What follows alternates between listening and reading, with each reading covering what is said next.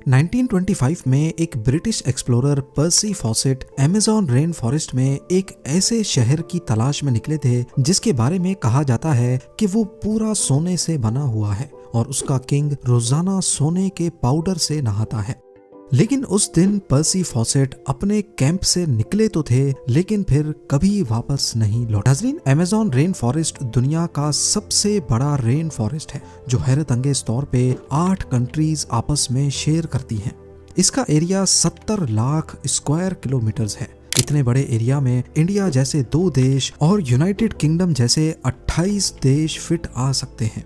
जैसे ओशंस का बहुत बड़ा हिस्सा अभी तक हम इंसान एक्सप्लोर नहीं कर पाए, ऐसे ही अमेज़न रेन फॉरेस्ट का भी बहुत बड़ा हिस्सा अभी तक इंसानों की पहुंच से दूर है। यहाँ प्लांट्स, एनिमल्स और माइक्रोब्स की ऐसी किस्में रहती हैं जिनमें से अभी तक सिर्फ 10% का पता लगाया गया है। हर दिन यहाँ नई स्पीशी एक्सप्लोर की जाती है। अमेज़न रेन फॉरेस्ट में करीब 40,000 करोड़ दरख्त मौजूद हैं और यही वजह है कि इस फॉरेस्ट को अर्थ की लंग्स भी कहा जाता है। पूरी दुनिया में जितनी भी ऑक्सीजन है उसका 20% सिर्फ अमेज़न रेन फॉरेस्ट रिलीज करता है। एक एस्टीमेट के मुताबिक अमेज़न फॉरेस्ट में करीब 20 लाख लोग रहते हैं जिनका बाहर की दुनिया से कोई कनेक्शन नहीं है। क्योंकि अमेज़न का काफी सारा हिस्सा अभी तक अनएक्सप्लोर्ड है, लिहाजा जंगल की इस ढाल के नीचे जो कुछ छुपा है वो भी अभी तक दुनिया के लिए एक ना सुलझने वाला मुअम्मा बना हुआ है। अमेज़न के जंगल की ऐसी ही चंद मिस्ट्रीज के बारे में आज हम जानेंगे। कुछ को तो सॉल्व कर लिया गया है लेकिन बहुत सारी आज भी साइंस के पल्ले नहीं पड़ रही।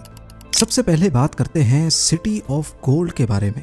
अमेज़न फॉरेस्ट की आज तक की सबसे बड़ी मिस्ट्री है यहाँ की सिटी ऑफ गोल्ड, जिसको एल डोराडो भी कहा जाता है। कहा जाता है कि किसी दौर में यहाँ एक ऐसा शहर था जो पूरा सोने से बना होता था और यहाँ का किंग रोजाना सोने के पाउडर से नहाकर अमेज़न रिवर में वो सारा सोना बहा देता था। जी हाँ, 16th सेंचुरी में यूरोपियंस साउथ अमेरिका में आए थे जहाँ अमेज़न फॉरेस्ट मौजूद है। वो अपने साथ काफी सोल्जर्स और इस इलाके पर कब्जा करने का प्लान बनाकर आए थे। यहाँ उनका सामना अमेज़न के लोकल लोगों से हुआ जिन्होंने यहाँ अपने शहर बसाए हुए थे। यूरोपियंस ने उनके बनाए हुए शहरों पर कब्जा कर लिया और 16th सेंचुरी के आखिर में उनको खबर मिली कि अमेज़न फॉरेस्ट के डीप में एक ऐसा शहर भी है जो पूरा सोने से बना हुआ है। तो इसी पर यूरोपियंस ने इस एल डोराडो सिटी की तलाश शुरू कर दी। पूरा अमेज़न फॉरेस्ट छान लेने के बाद उनको यहाँ के बहुत सारे कबीले तो जरूर मिले लेकिन जिस शहर की तलाश थी वो ना मिल सका, जबकि यहाँ उनको काफी सारा सोना जरूर मिला। अगले 200 सालों तक तलाश जारी रखने के बाद आखिरकार एल डोराडो को मिथ डिक्लेयर कर दिया गया। उसके बाद 19th सेंचुरी में एक ब्रिटिश एक्सप्लोरर पर्सी फॉसेट ने एल डोराडो को एक बार फिर से तलाश करने का फैसला किया। उन्होंने अमेज़न में टोटल 8 एक्सपीडिशंस किए लेकिन इस दौरान उनको एल डोराडो तो दूर की बात दूसरे शहर भी नहीं मिले जिनका जिक्र यूरोपियंस ने किया था। अपने आखिरी एक्सपीडिशन में पर्सी फॉसेट अमेज़न के बीच में मौजूद थे जब आखिरी बार उनसे राब्ता हुआ था। उसके बाद वो तलाश में निकले तो दोबारा कभी लौटकर नहीं आए। ये 29 मई 1925 का दिन था और जिस जगह से वो गायब हुए वो ब्राजील की स्टेट मैटो ग्रोसो थी। उनको कई महीनों तक तलाश किया गया लेकिन ना ही पर्सी फॉसेट मिले और ना ही उनकी डेड बॉडी। साइंटिफिक कम्युनिटी का मानना है कि ये जगह इंसानों के रहने के काबिल नहीं है, लिहाजा यहाँ कोई शहर या विलेज नहीं बस सकता। लेकिन वक्त के साथ जब टेक्नोलॉजी काफी एडवांस हो गई तो फिर अमेज़न में कुछ ऐसे निशानात मिले जिससे ये जाहिर होता है कि किसी दौर में यहाँ इंसानों ने पूरे शहर बसाए हुए थे। असल में पर्सी फॉसेट जिस जगह तलाश कर रहे थे वो जगह तो बिल्कुल सही थी लेकिन ढूंढने का तरीका सही नहीं था। यहाँ कई मकामात पर रिसर्चर्स को जमीन के अंदर ह्यूमन वेस्ट दबा हुआ मिला है।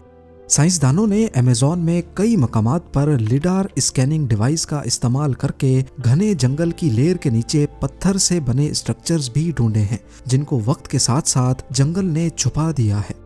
नेशनल जियोग्राफिक की टीम ने भी कैरेबियन के साहिल से 15 किलोमीटर अंदर अमेज़न में एक ऐसा शहर तलाश किया है जिसमें 2500 साल पुराने पूरे स्ट्रक्चर पहाड़ों के अंदर दबे हुए पाए गए। लेकिन इनमें एल डोराडो कौन सा है और आखिर ये इतने बड़े अमेज़न फॉरेस्ट में किस जगह मौजूद था, ये आज तक साइंटिफिक कम्युनिटी के लिए एक मिस्ट्री बना हुआ है। नंबर 4, अमेज़न के इस वसी बयाबान जंगल में काफी ऐसे कबीले भी रहते हैं जिन्होंने आज तक बाहर की दुनिया को देखा ही नहीं है। जी हाँ, ये लोग जंगल में कैसे जिंदगी गुजारते हैं इसके बारे में एंथ्रोपोलॉजिस्ट भी सही से नहीं जानते। इनमें से एक कबीला पिरिकपुरा के नाम से जाना जाता है जो वेस्टर्न ब्राजील में रहता है। इस कबीले में पहले हजारों लोग थे लेकिन अभी सिर्फ 15 से 20 ही बचे हैं। इस कबीले के बारे में हम भी 1998 के बाद ही जान पाए हैं जब पहली बार इनका बाहर की दुनिया से राब्ता हुआ था।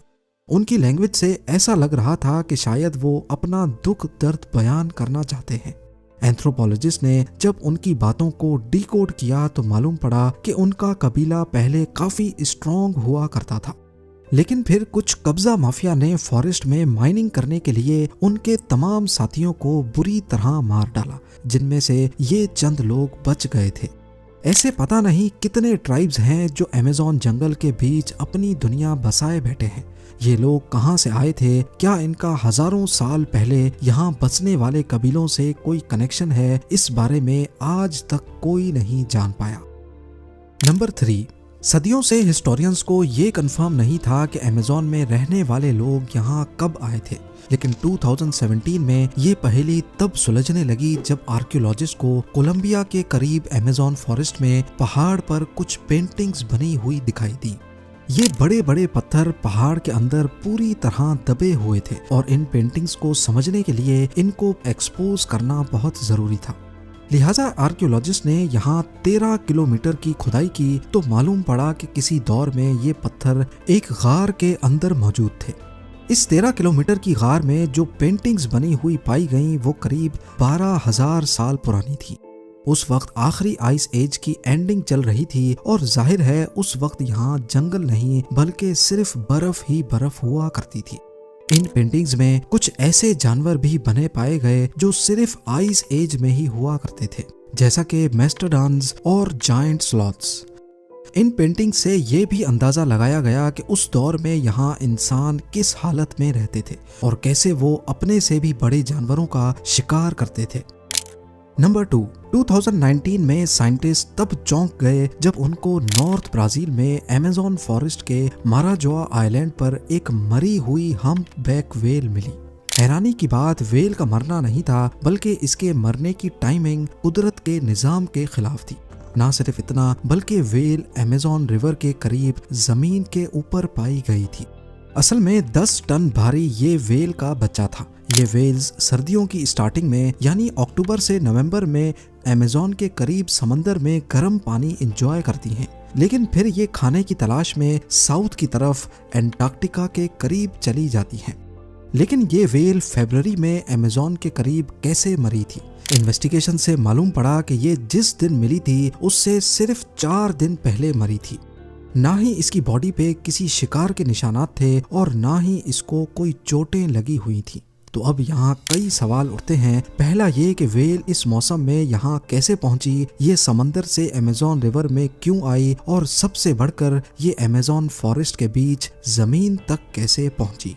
वो दिन और आज का दिन, ये मिस्ट्री कभी सॉल्व नहीं हो पाई। और अब नंबर 1, अमेज़न फॉरेस्ट का एक और सीक्रेट 2013 में डिस्कवर हुआ था जब पेरू के करीब एक केमिस्ट्री के स्टूडेंट को अमेज़न में ये अजीबो गरीब स्ट्रक्चर मिला। ये एक प्लांट के पत्ते के ऊपर बना हुआ था जो देखने में काफी मिस्टीरियस लग रहा था। इसके ठीक सेंटर में सिल्क से एक कोन बनी हुई थी और इसके चारों तरफ सिल्क से ही एक जबरदस्त फेंस भी बनी हुई थी। उस स्टूडेंट ने इस स्ट्रक्चर की फोटोज ली और उनको इंटरनेट पर पोस्ट कर दिया, लेकिन हैरत की बात यह थी कि आज तक ऐसा स्ट्रक्चर किसी ने भी नहीं देखा था। इस पर मजीद जांच पड़ताल के लिए साइंटिस्ट की एक टीम ने पेरू के इस हिस्से को विजिट किया। थोड़ी ही देर में इनको 45 से ज्यादा ऐसे ही स्ट्रक्चर मिल गए। कुछ तो दरख्तों पर बने थे और कुछ प्लांट्स के पत्तों पर। इस मिस्टीरियस स्ट्रक्चर को सिल्क हेंज का नाम दिया गया और इनमें से कुछ को वो अपने साथ लेबोरेटरी लेकर गए। माइक्रोस्कोप की मदद से देखा गया कि फेंस पर छोटे छोटे डस्ट माइट्स घूम रहे थे। ये कीड़े सिल्क प्रोड्यूस नहीं करते, लिहाजा ये बात तो कंफर्म थी कि ये स्ट्रक्चर इन्होंने तो नहीं बनाए थे। चंद दिनों के बाद फेंस के बीच वाली कोन आहिस्ता आहिस्ता फटने लगी और उसमें से एक स्पाइडर का बच्चा बाहर निकला। असल में ये स्ट्रक्चर स्पाइडर की एक खास स्पीशी ने बनाए थे जो सिर्फ वेस्टर्न अमेज़न में ही पाई जाती है। ये स्पाइडर अपने अंडों के गिर्द फेंस इस वजह से बनाते हैं ताकि इसमें छोटे छोटे डस्ट माइट्स फंस जाएं और जब उनका बच्चा अंडे से बाहर निकले तो उसके पास खाने के लिए कुछ मौजूद जरूर हो। लाइक और शेयर करेंगे। आप लोगों के प्यार भरे कमेंट्स का बेहद शुक्रिया। मिलते हैं अगली शानदार वीडियो में।